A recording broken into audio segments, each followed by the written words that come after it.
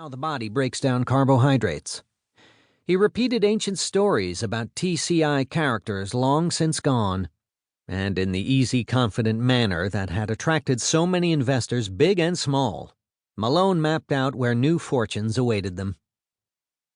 More than halfway home on the flight back to Denver, the banter in the TCI jet's cabin had given way to the soft hum of the engines. In the faint light, Malone glanced out the window into the black sky, thought about the partner with whom he had started it all, the late Bob Magnus, and muttered to no one in particular, "Bob would have loved this one." That night on the TCI jet, as Malone started to toy with ideas for a post-AT&T life, how could he and the others know that by the summer of 2002, the world as they had planned would be such a radically different place? 2 years down the road, the TCI merger would spark another landmark accord. America Online's $165 billion deal to buy media powerhouse Time Warner, the richest transaction ever. Each suitor sought the same thing, a new nervous system for the digital age, with miles and miles of copper coaxial TV cable reaching into millions of homes. A parade of companies would follow the templates set in the AT&T deal, merging, investing, and chasing the grand vision of offering consumers a non-stop stream of information and entertainment. And many would fall short. Just weeks after AOL and Time Warner merged, the internet bubble burst, sending values of online firms tumbling. The terrorist attacks of September 11th, 2001, further accelerated a recession that battered media stocks in nearly every sector. Synergies and savings were elusive. By 2002, AOL Time Warner would lose more than $100 billion in shareholder value since the merger announcement. Amid rumors, the behemoth might be dismantled. Vivendi, a French water utility that remade itself into a global media giant with the purchase of Seagram Company's Universal Studios and other properties, nearly choked in the process, losing half its stock value. Walt Disney stock would deflate, first because of its ill-fated internet plunge, then by weak ratings at its ABC network.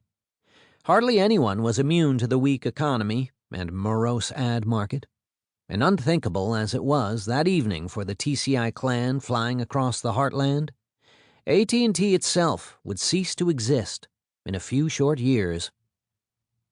I had studied the bumpy odyssey of the industry for 6 of my 12 years at the Wall Street Journal, fascinated by the cast of underfunded cowboys who had wanted merely to make a buck by building a rural antenna service. Their vision always seemed just beyond their grasp, and they often stumbled in running to reach it. Now this same spider's web of copper lines across the country was suddenly the single fastest route to the internet, promising a stunning array of services. It would be unmatched in capacity and speed, the most sophisticated wired network in the world. The tapestry of events that led to cable's dominance was connected by a single thread: John Malone. After the sale of TCI to AT&T, some had expected John Malone to disappear from the scene, weary from 25 years of near-death experiences in building TCI with his partner, Bob Magnus. But instead of receding, Malone would reconstitute his old power overseas, and in the process, reconstruct a truly global empire. When he rode away from the AT&T deal, he hung on to Liberty Media Corporation, which held choice programming pieces of the old TCI empire, and immediately began striking deals. When AT&T stumbled with its strategy to remake Ma Bell into a cable powerhouse, Malone agitated for change.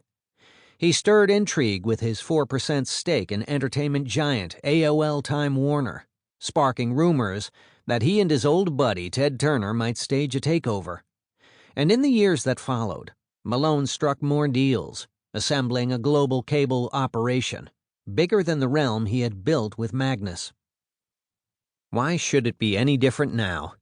Malone had held center stage in the pantheon of cowboys, gamblers, and debt-riddled deal-makers.